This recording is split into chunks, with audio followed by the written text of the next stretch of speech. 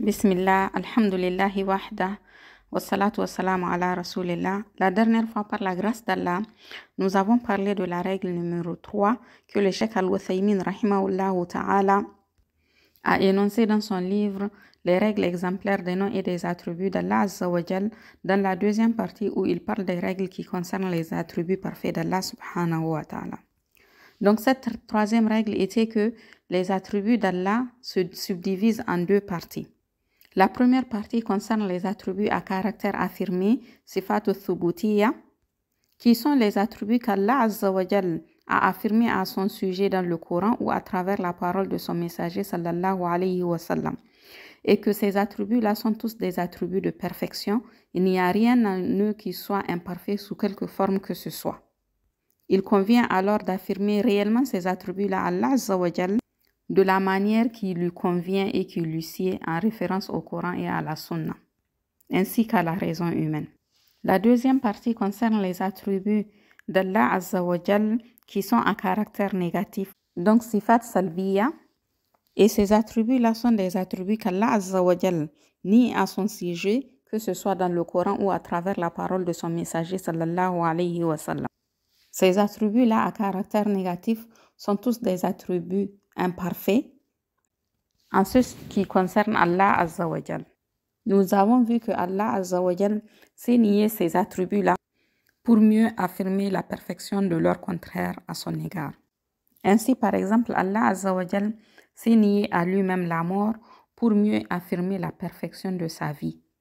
Donc, ce qui est fondamental à ce niveau-là, c'est de comprendre que Allah Azza wa Jal sait renier ces attributs-là qui sont à caractère négatif pour que nous lui attestions leur contraire de la manière la plus parfaite. Ensuite, le Cheikh rahimahullah ta'ala parle de la quatrième des règles concernant les attributs parfaits d'Allah subhanahu wa ta'ala, qui est que les attributs à caractère affirmé sont des attributs de louange et de perfection. Plus ils sont nombreux, plus leurs significations sont variées et plus la perfection de celui qui en est qualifié apparaît multipliée. Le Cheikh nous dit, rahimahullah ta'ala, que les attributs à caractère affirmé sont des attributs d'éloge, des attributs de louange, des attributs de perfection. On les utilise pour louer Allah Azza wa Jal, pour faire son éloge et pour affirmer sa perfection. Ainsi donc, plus on va apprendre à connaître ces attributs à caractère affirmé, plus on va se rendre compte de la perfection de celui qui est qualifié avec ces attributs-là. Le terme en arabe que le Cheikh rahimahullah ta'ala a utilisé, c'est dhahar et pas au hasal. Donc il a utilisé apparaît, car la perfection d'Allah Azza wa Jal est déjà attestée. Donc cette perfection-là, elle apparaît à celui qui prend connaissance de ses attributs à ce moment-là. Donc la perfection d'Allah Azza wa Jal, elle est déjà là, elle est déjà attestée, mais cela apparaît aux yeux de celui qui apprend sur les attributs d'Allah subhanahu wa ta'ala combien la perfection d'Allah subhanahu wa ta'ala elle est grande. Donc cette règle-là, elle est très simple et aussi très utile dans le sens où elle nous fait comprendre que plus nous connaissons Allah subhanahu wa ta'ala, plus nous connaissons les attributs d'Allah azza wa jal, plus nous nous rapprochons d'Allah subhanahu wa ta'ala, plus on connaît sa perfection, plus on s'aperçoit de sa perfection. Et le Cheikh rahimahullah ta'ala nous dit que c'est pour cela que les attributs à caractère affirmé qu'Allah a porté à notre connaissance à son sujet sont bien plus nombreux que ceux qui sont à caractère négatif. Puisque les attributs à caractère affirmé sont une éloge directe d'Allah Azza wa Jal, ils établissent la perfection d'Allah subhanahu wa ta'ala de manière plus directe que ceux qui sont à caractère négatif. Et donc Allah subhanahu wa ta'ala a affirmé ces attributs-là à caractère affirmé de manière plus détaillée. Alors que en ce qui concerne les attributs à caractère négatif, Allah Azza wa Jal les a cités soit de manière globale, soit dans des cas bien spécifiques. Ainsi donc pour le premier cas, Allah Azza wa Jal a utilisé les attributs à caractère négatif pour montrer la généralité de sa perfection. Le Cheikh Rahimahullah Ta'ala nous donne 2 exemples de versets pour mieux expliciter cette partie-là. Le premier verset est utilisé pour nier toute ressemblance à Allah Azza wa Jal.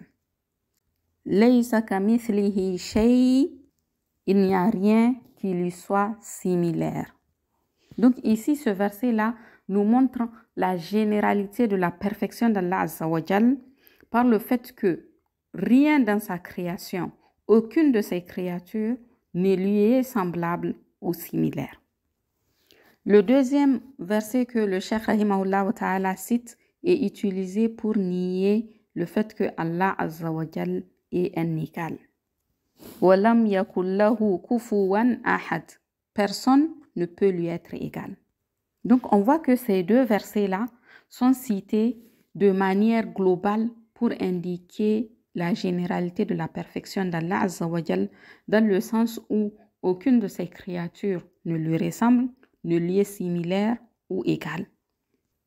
Il est celui qui est parfait et qui est bien au-dessus de sa créature. Le deuxième cas où Allah Azza wa Jal a utilisé des attributs à caractère négatif, c'est pour nier les propos des menteurs, des calomniateurs à son sujet. Comme dans le verset de la sourate Maryam, An da'aw lirrahmani walada wa ma yanbaghi lirrahmani an yattakhidha walada. Ils attribuèrent à Allah un enfant. Il ne convient pas à l'infini miséricordieux de s'attribuer un enfant. Donc ici, Allah Azza wa Jal a nié de manière précise cet attribut-là qui est l'enfantement. Il a donc utilisé la négation de cet attribut-là pour contredire ce que les Juifs et les chrétiens avaient prétendu à son égard.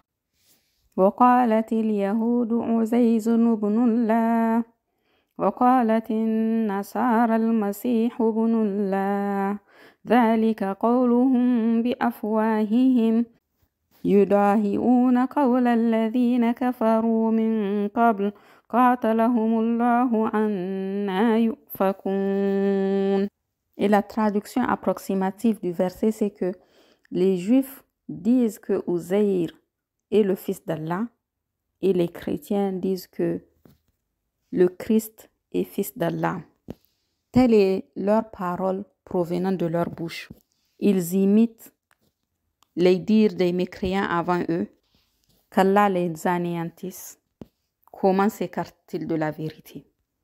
Donc on voit que dans ce verset, Allah subhanahu wa ta'ala montre que les Juifs et les chrétiens ont blasphémé en attribuant un fils à Allah. Ils ont sous-estimé Allah en lui attribuant un fils. Et Allah les a critiqués et a déclaré donc qu'ils s'assimilaient en faisant cela, en déclarant qu'Allah Azza wa Jalla a enfanté. Ils se sont assimilés donc aux polythéistes qui avaient soutenu que les anges étaient les filles d'Allah. Donc ici, Allah Azza wa Jalla a refuté de manière précise cet attribut d'enfantement-là pour prouver sa perfection, car Allah se met bien au-dessus d'avoir une compagne ou d'avoir un enfant. Le troisième cas où Allah Azza wa Jal a utilisé des attributs à caractère négatif pour se qualifier et pour repousser une suggestion de manquement dans sa perfection. Comme dans le verset suivant, وَمَا خَلَقْنَا السَّمَاءَ وَالْأَرْضَ وَمَا بَيْنَهُمَا لَاعِبِينَ. Et dans la traduction approximative, ce n'est pas par jeu que nous avons créé les cieux et la terre et ce qu'il y a entre eux. Ici, Allah Azza wa Jal nous cite ce verset-là pour écarter de sa perfection toute idée d'imperfection. Parce que par rapport à ce cas bien précis-là, il y a des gens qui s'imaginent qu'Allah Azza wa Jal a créé les cieux et la terre par jeu. Or, Allah subhanahu wa ta'ala les a créés en toute vérité.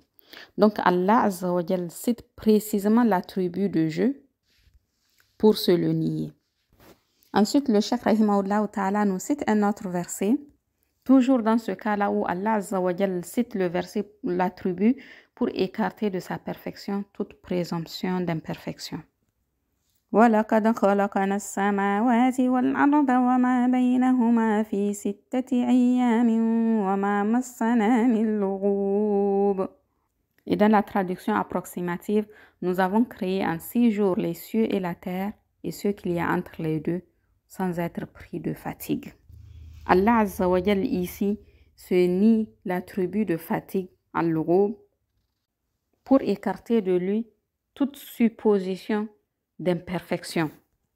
Puisque s'il était fatigué, cela supposerait une imperfection de sa part, subhanahu wa ta'ala.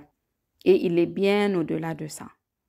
Donc Allah Azza wa Jal se nie clairement une chose pareille là pour que les gens n'aient même pas en idée qu'ils puissent être fatigués.